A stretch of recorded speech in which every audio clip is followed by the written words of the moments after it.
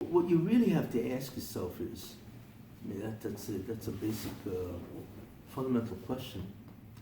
How do we understand the incredible opposition to Trump? It's historical. It's never happened before. You know, you've never seen where there's a mania to destroy Trump. Even though the whole Russian collusion, all that's blown up, obviously. And what's his name he came out showing that he was completely inept in what's his name, Mueller. I mean, it's astounding watching the guy talk. You know, obviously he was a front man. But the question is, why is there such an unbelievable mania to destroy Trump? You see, so if you look at it from not a political point of view, I mean, I can understand why people hate Trump. You know, not that it's right, it's wrong. You know, because nobody has ever encountered basically a politician, right, that doesn't play ball. People are afraid of Trump. You know, and for the reason why they're afraid is because Trump has an unusual characteristic. He's incredibly defiant. He doesn't care about anything. You know, I mean, there are reasons why. I mean, every president in the United States needed the presidency to give them a sense of worth, in a certain sense. He doesn't need the presidency. He's a world-known figure. He's a billionaire. He has an incredible life before the presidency. He doesn't need the money either. He doesn't need the he didn't take the money. Yeah, he doesn't. He has achieved a position in life which most people only dream of, you see. But the interesting thing about him, which I find to be very interesting, is that he has his head on straight. That's the interesting thing about that. You know, he has certain characteristics in many ways which are very important. One characteristic, like I said, he's a very defined person. Not that he can't be shown logic, he can. But if he sees that you're wrong and he feels that he's right logically, he's going to defy you. He didn't care who you are. And he's done that to heads of state. It's incredible to watch that, you know. And he's honest. He really is. I mean, not that maybe he lies once in a while. Everybody lies in a certain sense, but you know, but basically he's an honest guy. You see, and he has his priorities straight. That's probably because he's a businessman. Businessmen, people have to have their straight on. Have to have their head straight to make money. Bottom line, you know, they can't fool themselves, and therefore he's honest, as far as I'm concerned, very honest. He's got his head on straight, which means he's got the correct perspective of what to see. You see. And what makes sense, what doesn't make sense, what is priority and what is not priority, you see. And like I said, he has a defiance. And because of all that, he's unpredictable. And everybody's afraid of his unpredictability. And not only that, he can't be bribed. That's not good for most people. Can't bribe a guy, you have people in power and you can't bribe this guy. That's threatening to them. That's totally rogue. Correct. Trump is a very threatening person. If you're trying to fool him, or if you want to have some kind of a devious plan to take over or whatever. And therefore they're afraid of him. They're all, as they say in Yiddish, zittering. They're all trembling. Zittering is Yiddish, you know. They all tremble. Even the guy, what's his name, in China, you know,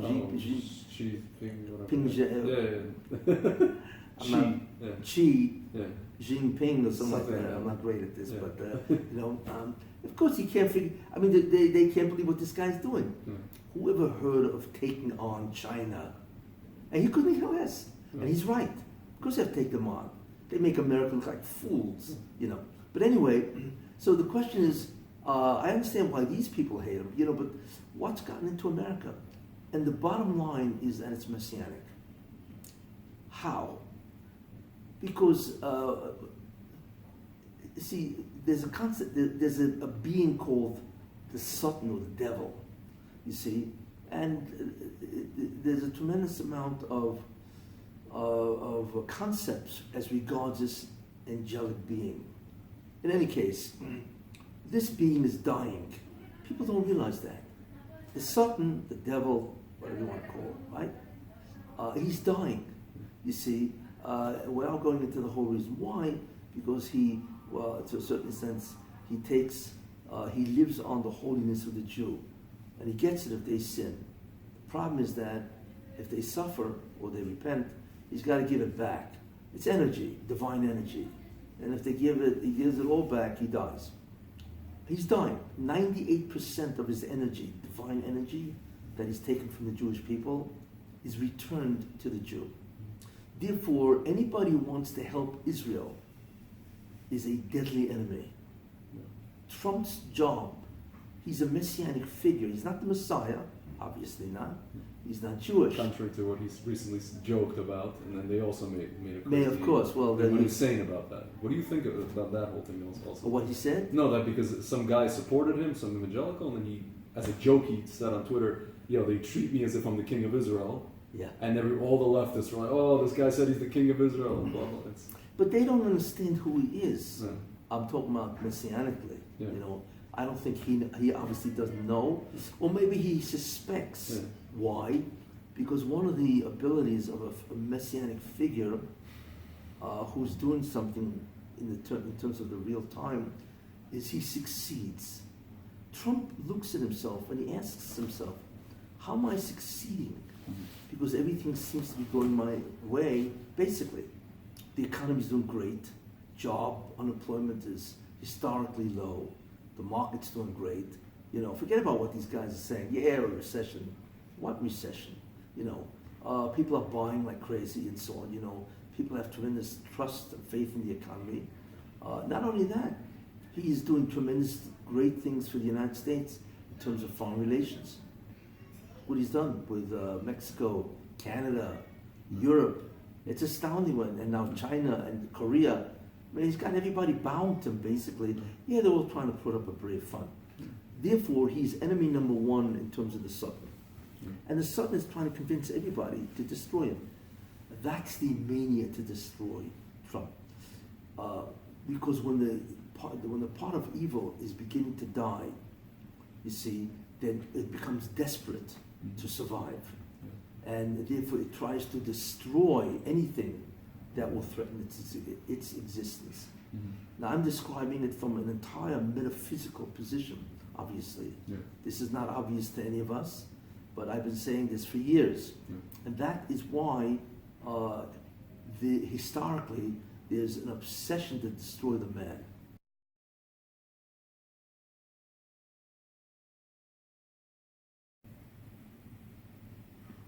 The job of Esau is to assist Jacob. He's back into his old stance, you see. And as such, Trump is a reincarnation of Marcus Aurelius Antoninus. It's a great deal to talk about him. He's a Roman emperor, because the President of the United States is the equivalent of a Roman emperor. That's what America is.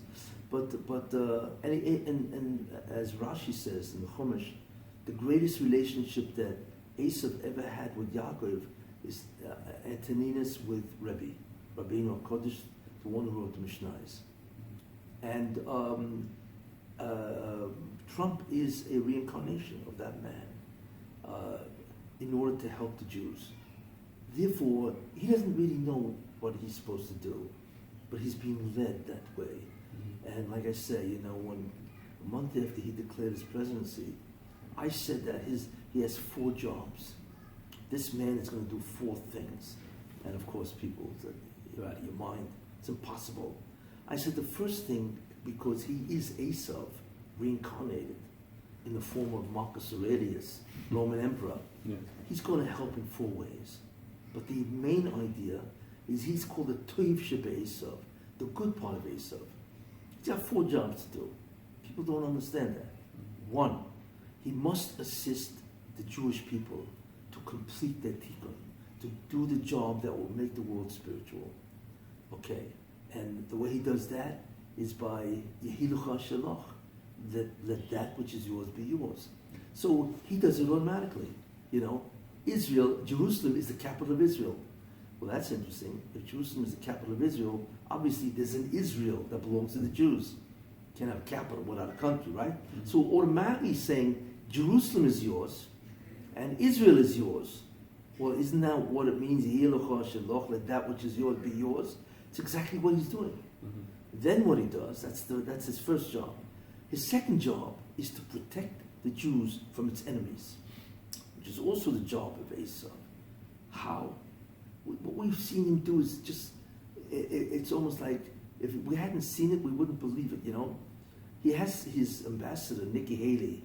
It's incredible what she did. She stood up to the whole United Nations, with incredible courage. Just told them off. Security Council, General Assembly, didn't make a difference, right?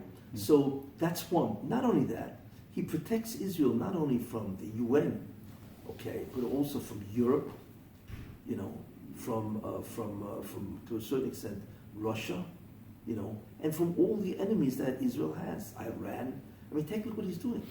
He on his own wants to bring Iran to its knees, because Iran is one of the most dangerous countries that the world has ever seen, and if they become nuclear, forget about what they're going to do and so on. So therefore he's protecting Israel from Iran, from the Arabs that want to destroy the Jews, right? From the United Nations, from Europe, from all the people that hate, they hate the Jewish people. So that's the second job. The third job is to make America great. Now you may ask and say, well, what does that have to do with your Jews if it makes America great? And the answer to that is because Obama destroyed the dignity of America. By doing what he did, you see, by bowing to everybody else and apologizing and trying to appease everybody, he's destroyed the greatness of America. Just the dignity and the respect and the powerful stance of America, you see. So what Trump's job is to restore that dignity and that power. Why? Because the rule is that if a great man respects you, guess what? Everybody will respect you. Because everybody looks at, well, if he respects you, there must be something there. Since Trump loves Israel, and he does, since Trump loves the Jews, and he does, he says things about Jews that no president would even volunteer to say. And he just says it on his own. You see, this business with disloyal. If you vote Democratic, you're disloyal to the Jews. Excuse me, are you their lawyer? And what are you trying to do, defend them? Yeah, because that's Esau defending the Jews. So if America becomes great and they respect the Jews, then the world will respect the Jews, you see. And that, therefore, and we see something incredible happening, and that is the rise of Israel amongst the nations. Do you imagine a country that has, 8.5 million people? It's less than 1/8 of 1% of the world's population. Today, I think the UN just had a poll, whatever. They are the 11th greatest industrial nation. It's beyond belief. People don't understand. That's a miracle. That's never happened before. You wonder 8.5 million people. Do you know how many Taliban there are? There are 15 million Taliban. There are more Taliban than there are Jews. Yeah. Who ever heard of the Taliban? Some of them may be Jews because they're Pashtun. The Pashtun are Jews. Yeah, they are Jews. But I'm not the Pashtun, but I mean, 15 million Zulus. Yeah. When was the last time you heard about the Zulus? Except by the Boer Zulu War, whatever, and so on. But anyway, so how can 8.5 million people be world leader in so many different ways? Cybersecurity and medicine and what do you call it, and arms and so on, and water conservation, and the list is incredible. Entrepreneurship and so on, So the idea is that Trump is making Israel great merely because he backs Israel totally. Not to such an extent where he threw the PLO right out of Washington, which is unheard of. I mean, you think about what Obama did for Israel and so on, So he throws them out, he defunds UNRWA, takes away their money. It's just incredible what the guy's doing. You see, this is defending the Jews against their enemies, you see. And then, like I said, you have Making America Great, which automatically will make Israel great, because that's what happens. And I'm not even going into their influence on other nations, and the money that they give Israel. And the fourth thing, which is interesting, is which I mentioned by what happened with Kavanaugh. Trump wants to make the Supreme Court conservative. Why? Because tragically, the Democratic Party, the liberals, the leftists, they have destroyed the morality of America. So by making the Supreme Court conservative, okay, that will restore the morality of America. So, because God does not want America to be destroyed. America has an enormous amount of merits that they've done. They are the kindest nation in the world in terms of what they give foreign aid. That's his fourth job, is to straighten out America, which is interesting, which makes sense because the good part of Esav wants to make America, which is the good part of Esav, righteous. It's interesting. He's having a lot of problems with that, obviously, because what we're watching something has never happened before, except once before. The good part of Esav, which is Trump, and the bad part of Esav, which is the establishment, okay? Deep state. They're the deep state. They are at war with each other. Yeah, we are looking at a political civil war. Thank God it's not military, but it's political. And it's a real war. It's a war for the values and for what the true essential nature of America really is. And they're at war with each other. Why? Because the real war is the Satan who's feeding into that, and the good angels, so to speak, right? They are in the side of holiness. They're at war with each other also up there. So the manifestation is down here. But there you are. Those are the four jobs of Trump. And he's having unbelievable opposition because he is changing America. And the evil part of Esav cannot tolerate that, you see. So it's a war with Esav himself. Esav before the repentance, before he repented, and Esav after it.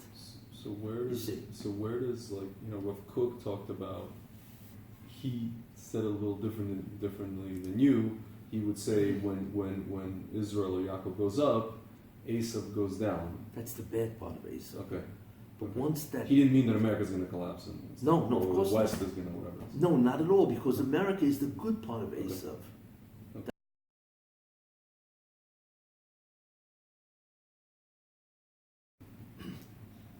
Well, the first thing I should mention is, why is the anti-Semitism rising? Yeah. Other than the fact that anti-Semitism is thousands of years old, and I once spoke about why there is anti-Semitism and so on, which I don't want to get into because it's a huge topic. But anyway, the main idea is you have to remember, the closer we get to the end, the greater will be the anti-Semitism. Where do you see that from? You see that from Egypt. Egypt, God destroyed Egypt, we know, 10 plagues and so on, right? And Jews left. What happens? Parai, Pharaoh, decides, hey, wait a minute, what did we just do? And he goes again and pursues the Jews. Why? Because there are two things that has to happen. Evil will try to destroy the Jews more than once, because the Jewish people, as the ambassadors of God, right, are the greatest enemy of evil and the Satan and so on, you see. So when Egypt was destroyed, they resurrected and tried to destroy the Jews again. And finally they were destroyed completely, you see. That happens again. In the end of time, the anti-Semitism will rise. Because again, we are approaching the end of time, the Messianic era. And because of that, the evil tries to reassert itself, just like in Egypt, you see. In fact, in Ezekiel, right, we have the war of Gog and Magog, don't we? Well, what's that? The war of Gog from the land of Magog is a Messianic war. It's against the Messiah, the son of Joseph, Mashiach ben Yosef, right? And who is that? That's anti-Semitism. Basically, they would want to destroy the Jews, go against Israel, and so on, you see. So, in the end of time, we know that there's going to be an enormous rise in anti-Semitism because evil is about to perish. And therefore, the Sultan, who's the major general, obviously knows that he will perish with that. So he's trying to convince all his soldiers, so to speak, to destroy the Jewish people, because they are the greatest enemies of evil, you see. So of course there's going to be a rise in anti-Semitism. So where do you see these people? I mean, like you have... Now, will the Jews get it? Most of them. Jews have a big problem. You know what the problem is? The problem is that It's called the Golus, the exile. You know, why are Jews always liberal? You ever wonder why? I'll tell you why. You know why? Because after 2,000 years of being butchered, slaughtered, decimated, right, and so on, right, what happens?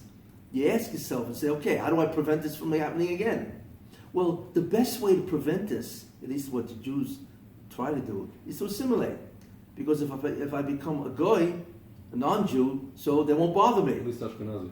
Yeah, but of course it never works out that way. Yeah. You know, because somehow the enemies of the Jews will single out, like Hitler, right? If you were Jewish, if you had up to 4 generations, I think it was 4 generations, he still considered you Jew. Great. Even though your parents were non-Jews, it didn't make a difference, you know, and so on, you know.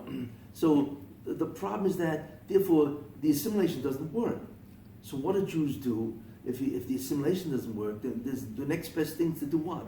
Is to vote for people in power that everything is okay. What's a liberal? A liberal is everything's okay. Meaning anything goes. Everything goes, exactly. That's what a liberal really is. You know, no rules, no regulations, no restrictions, no limitations. Hey, you want to do this? No problem. You want to do that? No problem. It's like, you know, laissez-faire, live and let live. So a Jew feels, in order to survive the brutality of thousands of years of anti-Semitism, the ones we have to put in office, right, well, assuming it's not a monarchy, right, are the liberals. That's why Jews automatically will vote liberal to survive. It is a survival tactic. The problem is that they'll do it even though the liberals are anti-Semitic. You see, because they can't believe, it's like in Germany, did anybody believe that the Germans are going to send 6 million people to the gas chambers? I mean, nobody believed that. You see? So would anybody believe that the Democrats are going to become anti-Semitic? Or they are going to allow 3 women as spokesmen for anti-Semitism? Did anybody ever believe that? Of course not. But the Democratic Party in and of itself, it's not that they allow 3 people to say this. Their silence is their greatest statement of confirmation. Yeah. Because God, if you are silent when you should have spoken up, then God holds that against you, you see. So therefore, they say nothing. They didn't condemn anti-Semitism. They just condemned any, you know, just to, in a certain sense, to be, acceptable. What kind of acceptability? How do you allow 3 women who are freshmen? Basically, I hate to say it, they're nobodies. They're nobodies. Well, what were they before? Now, all they are is what? In Minnesota and where? That's all they are.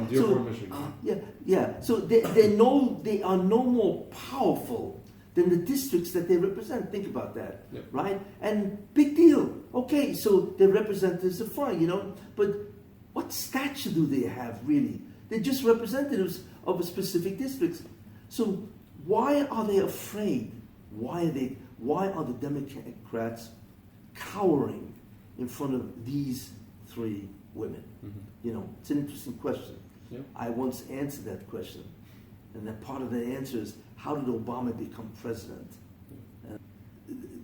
The Jews won't get it. Too many years of exile, of slaughter, brutality have occurred. And this is the basic understanding of why Jews are liberal. You know, and if you tell them that they're not liberal anymore, they won't believe it. It'll be very hard. It's only if the Democrats truly do something anti-Semitic, besides talk, you see, that then they can begin to say that there's something wrong with the party that we always believed in. And Trump, he sees it immediately. Hey, these guys are anti-Semites. They're anti-America. They're anti-Semites, you know, and they're communists. What do you want from them? You know, and if you vote for them, I mean, it's astounding to watch Trump have to defend the Jews when they should have been doing it. You know, how do you vote for people who are anti-Semitic or say nothing when anti-Semitic statements are made in the name of your party? What kind of excuse do you have for this? When you're not even what are you, 75 years away from the greatest slaughter in human history of people that were completely innocent, and you have the audacity to say nothing and censure these people, these three women? How are they going to face God? Do they have any idea what's going to happen to them? When God is going to say, I don't understand. It's not like the Holocaust happened 1,000 years ago, so maybe, we'll forgive you for your historical ignorance. This happened, 75 years ago? How in the world do you say nothing? When you know the Holocaust, what are they going to answer God?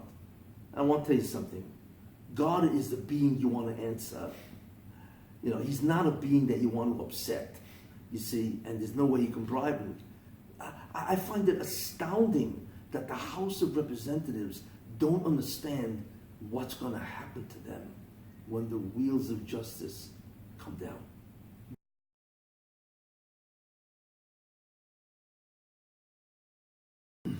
Well, I don't call misguided Jews Erev Rav. Maybe some people would. You think Bernie Sanders is? Bernie Sanders. Yes. He's Arab. Yes. The leaders of people. I once gave a whole share on this. Jewish leaders, when they go against their own people, okay, and they're in many ways they're very harmful to Jewish people. They are Erev Rav. A regular Jew is just a misguided soul, because but they are not Erev Rav, they're just lost sheep. The problem with Jews, like I say, is Jews are always trying to fit in, or I should say hide that they're Jewish. So obviously, the more you're against Israel, the greater is the proof that I am okay. I'm one of you guys. I'm one of you guys. I'm one of the non-Jews. It's Jews live in fear of Goyim. Of course, it's obvious because they've gone through, the national experience of the Jewish people is the greatest harm that has ever befallen any people. The astounding thing is how they still exist, without a homeland, without a language. It's just astounding. But obviously, that's one of the miracles. Jews can never cease, and so on. I'm sure Hitler, wherever he is now, is turning over in his grave, assuming he can't turn over in his grave. He realized that, look, Haman tried it, they all tried it, right? And none of them were successful. He's stupid. He should have realized, historically, you cannot eradicate the Jews, because the Jews are basically the only nation that can bring God back. That's why they must survive. That's why the Jewish nation can never disappear. You see. But they're just misguided Jews that want to conceal or hide in between the non-Jews. You see, and the greatest way to do that is to convince the non-Jews that, hey, I'm one of you. You see, because I'm against Israel. But it's tragic.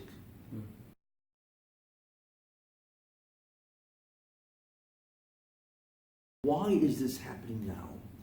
Yeah. Why is there an entire government becoming socialist, communist? Why is it coming back? Why is it coming back? What's the appeal? You know what the answer is? Because in the end of time, what happens? It's the ultimate war between man and God. Adam was the first man, but Adam's test was a war between God and man. Adam says to himself, well, why can't I eat from the tree? I am somebody too, right? And if I am somebody, I have a right to my own will. And God says, excuse me, you can't. That's called a war between God and man. Guess what? It comes back again at the end of time. The final battle again is God and man, right? God says there are rules and regulations that you must follow. That's called conservative, not liberal. You see? So liberalism is really, where you say everything goes, is an anti-God stance. And the second thing is that, right, is that you want something, you have to have input. You can't take from him because you don't want to work. You see, it's the ultimate, I am myself. Get out of my way. I can do whatever I want. I can believe in what I want, right? And I can take whatever I want. So that's a supreme egoist. That's actually called today, I don't know if you know Jordan Peterson, he calls it postmodernism. It's not even like liberalism or even communism. It's called postmodernism. It's just... What's the term? What does it mean? It just means like, there was modernism where it's like modern ideas. Now it's postmodernism, where it's just blah. It's just Tower of Babel. It's just whatever. I believe I have my truth. Like you said, I have my truth. You have your truth. I saw a comment online today. No. It's more profound than that. Yeah. It's me versus God. It's it's man-centered. Yeah. In other words, liberalism is man-centered. Yeah. I will determine what is right and wrong. Humanism. Sort of. Well, humanism is hopefully is not that. You're supposed to be a human. Well, that's what they claim. It's secular humanism. That's what they claim. It's supreme arrogance, where I decide my reality, right? Liberalism is I decide what's right and wrong. You can't tell me what's right and wrong. And the second thing is I decide what's mine. Don't tell me I can't take your stuff. It's man's exclusive statement, right? That I am.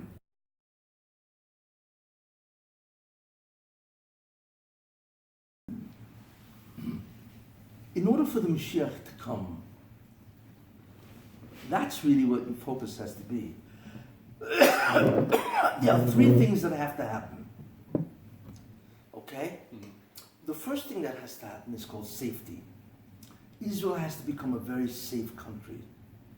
You see? Which it is not.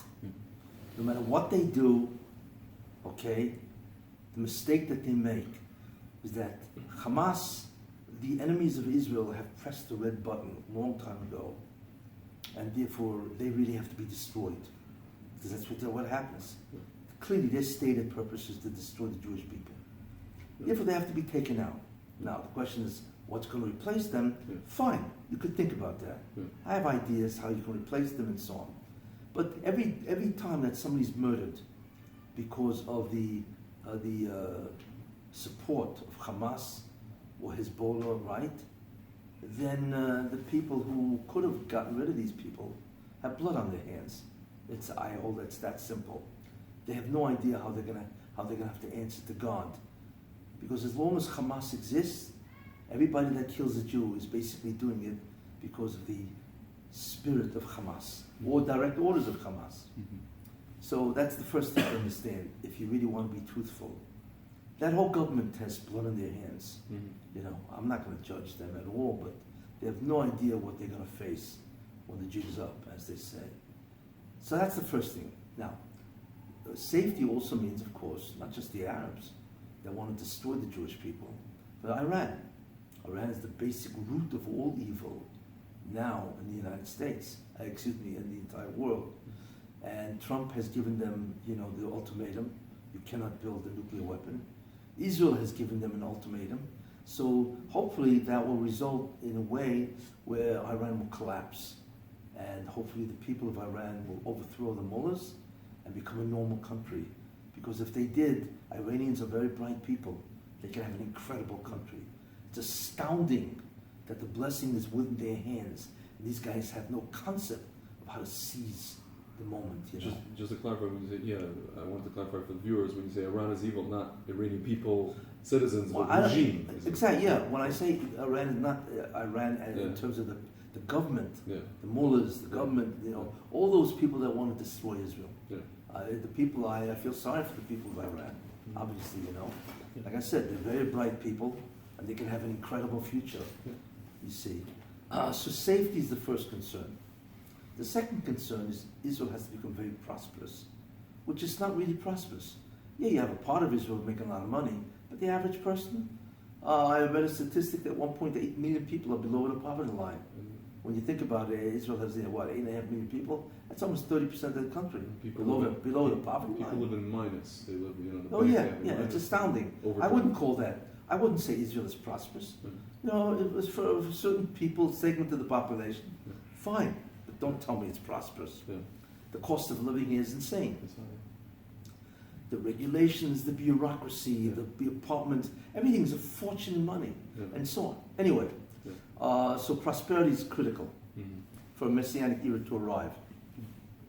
The third thing is called religiosity. God wants the Jews to come back to his Torah. That's what the redemption really is. Redemption is not about political independence, you see. It's not about really prosperity. It is about spirituality. It is about religiosity. You see, that has to happen. Yeah. And with the present government, it will never happen. Because there's a tremendous amount of, opposition to religion in general. They may protest, but that's what's going on. Now, it is possible, by the way, to make Israel a religious country without compulsion. See, that's the mistake. You don't have to force anybody. There are many successful organizations that have turned on tens and hundreds of thousands of Jews, by logical arguments. I give an example, Arachim, for instance, The problem with Arachim and all the other Kiruv organizations and so on is they don't have any money. What happens if Israel gave them money? Yeah. They have been doing this for 30, 40 years. They don't have money. But if they had the money, they can go out and by the force of logic and experience and so on, they can bring back an incredible amount of Jewish people without compulsion. But what about for example, Chabad? They don't have that much money either, but they go and they do the whole fraud stuff thing. Fine. So you're looking at Chabad, you're looking at Arachim, you're looking at Lev Li'achim. There are so many Kiruv. What? Hidabrut. What happens if they had big money? Then they could bring back 100 times more people than they are doing now, not by compulsion, not by force, just by presenting what Judaism is. You see, and I believe God wants that. You see, so why can't that? So what's the problem now? You see what I'm saying? Nobody's forcing anybody at all. Anyway, so religiosity. Israel must return to Judaism. That's what has to be before the Mashiach comes. Because the Mashiach himself is an individual that is beyond our comprehension, and the era that he will, initiate is beyond our comprehension. We have no idea who this person is. I don't mean his identity. Yeah. The holiness of this person. We have no concept of what this is. We have no concept of who he is and what his era will look like. As an example, it says in Yeshayahu Nun Beis 52, right? It says, "Behold, my servant will grow wise," and one of the commentaries say that means the Messiah, and it has three expressions of growth. Okay, V'yoram v'nisa v'gova, those are the expressions in Hebrew of growth. So the Medrash says, why do you have three expressions of growth? Because the first expression means he will be greater than Abraham. Imagine being greater than Abraham. That's good. It's incredible. Yeah. The second expression of growth is he will be greater than Moses. You imagine Moses standing in front of you. You wouldn't even know what, be looking off the nearest hole to crawl into. How could you stand in front of the... I'll be burned. It's like and the third expression of growth is he will be greater than the angels. Now, could you imagine this kind of a person, greater than Abraham, greater than Moshe Rabbeinu, and greater than the Malachim, coming to this planet? What do you think is going to happen? I will tell you. Everybody will die. They'll die because they cannot tolerate that level of spirituality. Look, they couldn't even look in the face of Moshe Rabbeinu, and we're talking about a generation that was much greater, the generation of the desert. So we are going to be able to look at this individual. Therefore, God will bring back the Jews to his Torah in order to be able to accept or survive in the presence of this person. Now, if he's the person, could you imagine the era that will be, where the presence of God will be as obvious as the sun on a hot day? You see? So what are we looking at? We're looking at something that we cannot comprehend even. You see? So right now we're looking at the time of man in his most degraded form. That has to change. You see? But it's going to change through teva, natural means, not miracle. That's after he comes. Yeah. Well, in order for that to happen, the government has to change. The government has to be a government that is going to try to help save the Jews. American Jewry is dying. Yeah. You see, it is not Jews that are dying, it's Judaism that's dying. Yeah. Millions, Torah in is dying. Yeah. So are we going to watch them all disappear? Yeah. And even in Israel, the only reason why people don't assimilate is because Where are you going to assimilate? To an Israeli population? You're still Israeli. You see, it's the country that saves them. But where's the spirituality? Where's the religiosity and so on, you know? This has to happen now. How is it going to happen? Unknown. But one of the things that will enable it to happen is you need a different type of government. A government that is what's called friendly to spirituality.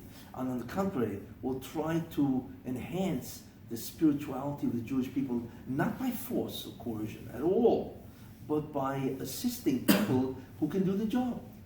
By giving money to the schools, yeshivas, by introducing a more Jewish curriculum into the public schools, which is almost non-existent today. It has to be a completely different type of mindset, a different type of government. That's what you have to ask yourself. You know, so it's not a matter of looking at it politically. The question is, when will this government change that will support Judaism and not oppose it or be indifferent to it? And that's really what we have now. You know, clearly, this is not part of the redemption. A government in Israel, look, there are tragedies happening to the Jewish people. You know, I'm not even talking about the anti-Semitism. Look, the greatest threat that's happening to Jews is not anti-Semitism. That's a distraction. There's always been anti-Semitism for thousands of years. It's still around. But what's happening now has never happened before, and that is Jewish continuity. The Jews are disappearing. Think about that. 11 million Jews out of 14 are gone. Maybe more. Maybe more. They're assimilated, intermarried, unaffiliated. They're gone. Yeah. You see? Millions of Jews don't even know they're Jewish. That's the greatest danger to Judaism that has ever existed. You know, for years, the problem with Judaism was that Jews suffered greatly. Now they're disappearing. That has never happened before, you see. That's one of the reasons why we are at the end.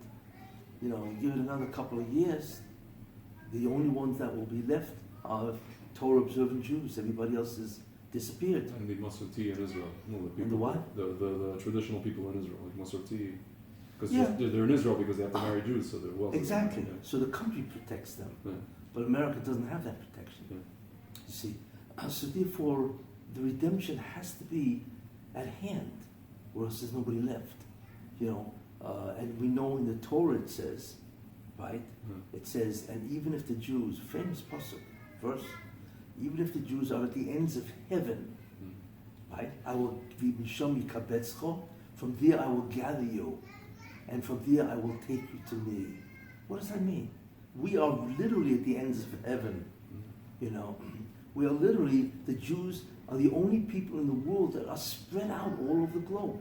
It's astounding. You go to any country on the planet, there's always a couple of Jews there. You know, and what are there really? 14 million Jews? You know, but the Jews are the greatest nation of dispersion. No other nation is so dispersed. But in any case, so the Jews are basically disappearing. And therefore, we are, and with the advent of Trump, which is ace of returning, you see, something has to happen. It's very likely that this election will be the beginning of redemption. In Israel or in America? In Israel. America already have that. So I wanted to ask you, but like, you have all these religious, you know, these Dati Leumi parties in Israel, the religious Zionist parties. Why? So if we have to have a pro-Torah government, but they're infighting right now. All these Otzma and Noam and all these guys, they can't seem to get it together. They all have the same basically ideology. They're just different people, slight variations, but why? What's causing this rift between them? Why can't they just, you know, Bennett and all these guys? Look, you have to remember, people are people, you know. Everybody either, I'm not saying that they are, but everybody wants to be powerful.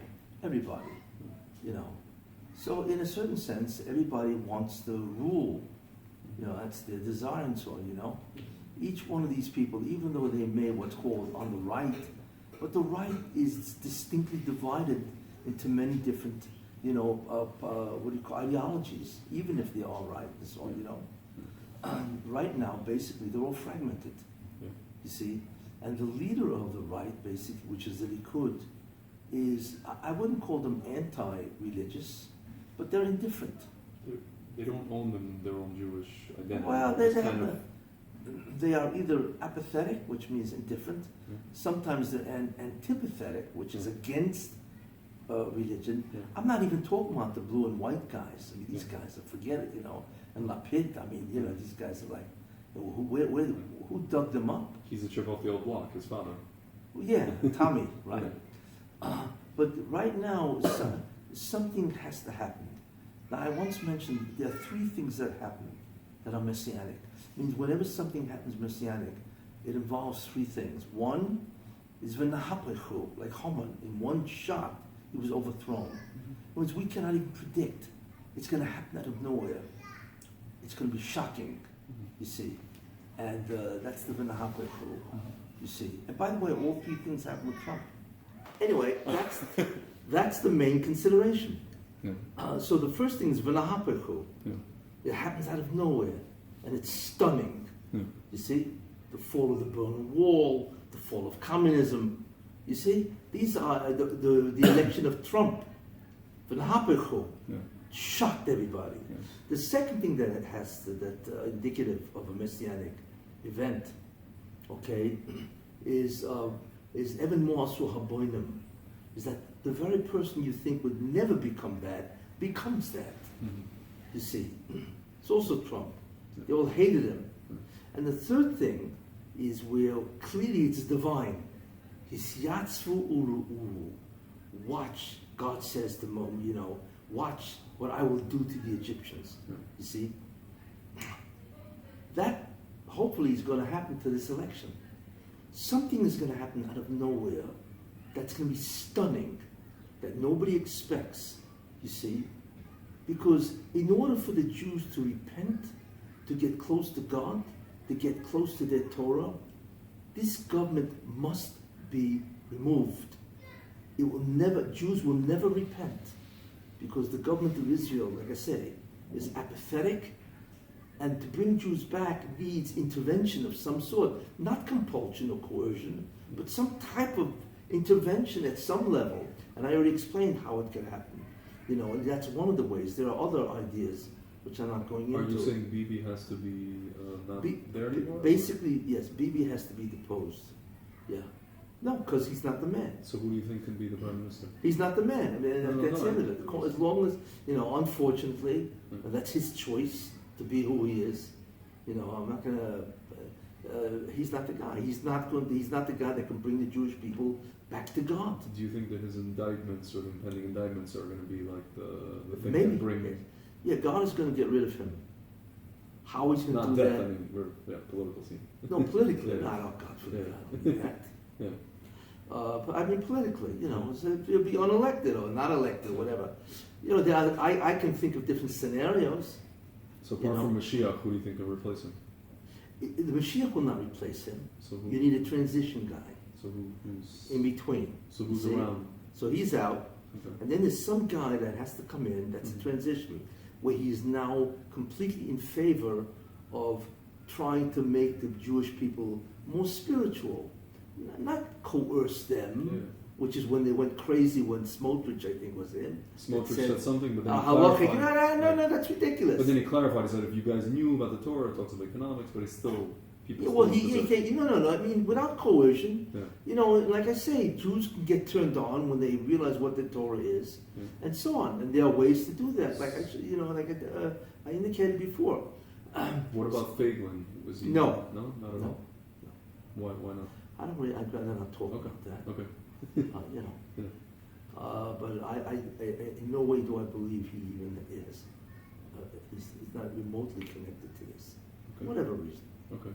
I'm not speaking bad about him. I'm just saying there are things which I feel disqualifying. Okay. But in any case, most of the human race is disqualified. It's not necessarily embarrassing. You're just not the guy, and that's it. Yeah. But there are people, I believe, that may be able to do that. But like I said, it has to be miraculous. It's clearly going to be divine. And it's going to be somebody that, people are shocked when it happens. It's a person that is not in the political scene yet, you're saying? No, he is. That's the interesting thing about that. He is. The person I have in mind is in the political scene. And I'm hoping that he somehow can get in and begin that process. Can you tell me who you have in mind? Just curious. Who do I have in mind? Yeah. Well, I have in mind, I hope he does make it. His name is Gideon Sa'ar. Okay. He was the Minister of Education and the Minister of the Interior. But is he 5 years ago? But he's not necessarily a what is it called? Religious guy. Well, he is a Shem Shabbos. And his daughter wasn't it? His daughter was dating. That I don't know. Arab I think it could be. Yeah, could be. You know, I mean, it's not going to be a Haredi guy. Yeah. Because the public will not want a Haredi guy as a prime minister. Mm-hmm. It has to be somebody who can present himself friendly and of assistance to spirituality without coercion. What about Yuli Edelstein? He's very he's an ally of.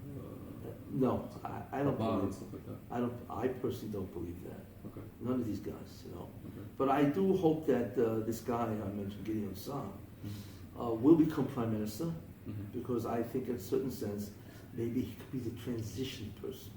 And that's all it is. It's not a messianic figure. Yeah.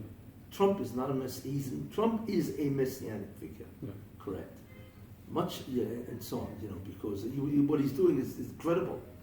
He's like, he has become a brother to Jacob.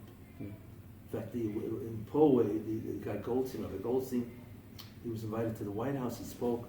So somebody told me that after he spoke, Trump went over to him and said, you know, I feel like I'm your brother. Boy, was that. There's something in him that's pulling into Jews. He doesn't know what that is. But I'm telling you, because he's Esav, that has returned to be a brother of Yaakov. It's an astounding statement. But I believe that's why. He's just being tugged that way. He doesn't understand why. You know, and the fact that he has Ivanka, and he has David Friedman, Ivanka, the Jason Greenblatt. I mean, it's in any case, so therefore, what I'm saying is really what has to happen. Because I'm not looking at this politically.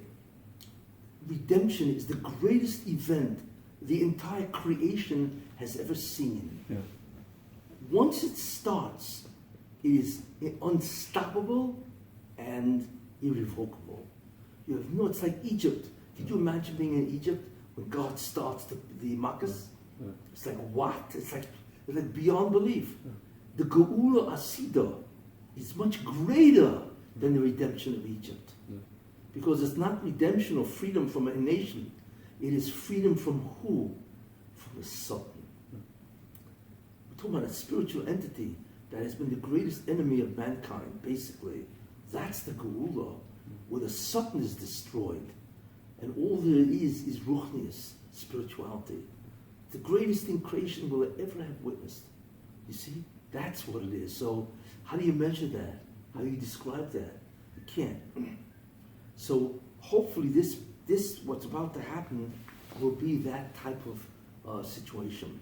We're not looking here at elections or coalition. Yeah. This is small fry stuff. No, that's what This is hopefully redemption. And if something happens in this particular election that is in the process of redemption, then you're looking at something that will stun the Jewish people. And I want to tell you something. America can still be saved. There is a way, but it has to start from Eretz Israel. Yeah. It cannot start from America. You know, a drowning person basically cannot save himself. He needs a lifeguard. Israel has to be saved first spiritually. Again, not through coercion, but in a natural way to become closer to God. The Jews have to return to their Father in heaven. It's as simple as that. And God says that. Yeah. From the ends of heaven, I'll gather them. And believe me, you know, when God says that, it's a done deal. Yeah. And it will happen. The real question is just not if, but when. And I'm hoping now is the time. You see? That's how I look at the elections. Yeah. You see? And maybe that's why these elections are in such turmoil. Yeah. Actually, it's a very good sign, because imagine there's an election, but there's no government. Yeah. Right? How do you read that? You know how you read that? It's almost like Hashem is just, you know? Yeah, and it's almost like, okay, you did the election, but I'm not allowing you to form a government. Yeah. That means you are approaching the end of your ability to keep the Jews estranged from me. Yeah. So God has, because in the end it's the coalition, not the, believe it or not the elections. Yeah. You know, Yeah. and he stopped it. So this isn't America. It's not one guy exactly, winning and that's it. Yeah. So is this a message? Yeah. Well, God says you have now reached your end, and from here on in, I'm going to make it. And I can think of scenarios of how it could happen. By the way, so what about a person like Lieberman? To me, is the weirdest out of all. Lieberman because his wife is from, his daughter is from. He goes to the kever of the Muncie of some Rebbe, and then he's like, Lieberman has a real problem. Yeah, one. Yeah, well, I'm being charitable. Whatever. Yeah, he's got a real problem. Yeah. You know, Lieberman wants respect. Yeah. You know, he used to be a comedian. Yeah. Rodney Dangerfield. Yeah, no respect. That was his line. I want respect, you know? Yeah. The problem is that the government or the Netanyahu, they don't respect the guy. Yeah. You know, they give him the name title. Who cares what he says, right? So Lieberman is really annoyed, you know? Yeah. That's his first problem. He wants to get revenge, Mm-hmm. you know, for what they did to him. The second problem he has, he's losing his constituency. Because all his Russians are now becoming Israelis. Yeah. So, like, who's he? The next generation's already voting Lapid and exactly. We don't know. We don't know you anywhere. Yeah. You know. Yeah. So Lieberman has to make himself what's called relevant. Yeah. Well, Lieberman decided to join the enemy, which is the worst mistake he could ever make, because that will ensure his ultimate destruction. Because God will not tolerate. I mean, it's one thing. Lapid is one thing, you know. But come on, this guy used to go around to Gedolim. He used to go around, he was religious. He still does. He goes to how Catholics. do you attack the religious? So the main idea is he's got to make himself relevant, and he wants to make sure Netanyahu does not form a government, you know. But in the end, Lieberman may be the greatest, shliach, agent. Why? Like a disruptor. Because he's the guy that shut down the government. He stopped the coalition. Yeah. And therefore, if Netanyahu gets indicted, we don't know, right? And, listen, if the statistics are the same, right, and they need Lieberman again for a coalition, you know what's going to happen? It's deja vu. What? Yeah. They're not going to go through a third election, Yeah. or there'll be a rebellion. Yeah. It's ridiculous, right? Yeah. So Rivlin is going to turn around and say, okay, Likud, I'll give you the guys, but not Netanyahu. Yeah. Pick somebody else. Pick someone else. Or make a, what's it called, unity. No, you don't want unity. What kind of unity government? They're two opposing forces. Yeah. You know, can fire and water have unity? Yeah. It's absurd. Yeah. It's a cop-out. That's what a unit government is you know. But so he may say that. He said, look, you know, this can't be. Pick somebody else and let them make a coalition. Yeah. And that person will succeed. Is Sar, he's not in the government now. What's he doing? No, but he's the sixth in line. He is in Likud. Yeah. Oh, he's in Likud. Okay. Number 6. Okay. Used to be number 5. Interesting. Yeah. I never thought. I mean, I knew who he was. I knew. And not only that, but what's interesting is that there was a poll that if Netanyahu is not in the prime minister running, who's the most likely? He won. Sar really? Over Yuli, all these people. Wow. Interesting. Yuli actually was the lowest. Interesting. Yeah, interesting. Well, if we go by your Trump prediction, so you have good batting average so far. So anyway. But again, the consideration isn't Sar. Yeah. It's what has to be for the Jewish people to survive. Yeah. The greatest threat to Judaism, to Jews, is continuity of Judaism. Yeah. If not, it's over. You know, forget it. You know, it's the people are not relevant. It's the religion. You know, it's the bond that Jews have with God. That's everything that matters. Yeah. So maybe we're less than 3 weeks away.